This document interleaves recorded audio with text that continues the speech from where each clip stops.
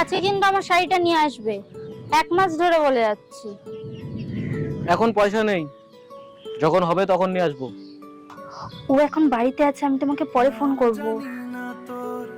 ও ঠিক আছে, ঠিক আছে, কালকে দেখা করব তোমার সাথে।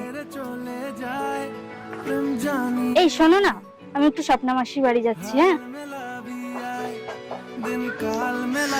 আজকাল মিথ্যে কথা বেশ ভালোই শিখেছো বলো।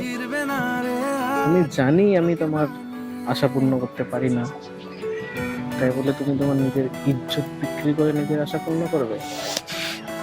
ছি, তুমি এমনটা ভাবলে কিভাবে? তুমি জানতে চাও আমি কোথায় যাচ্ছি?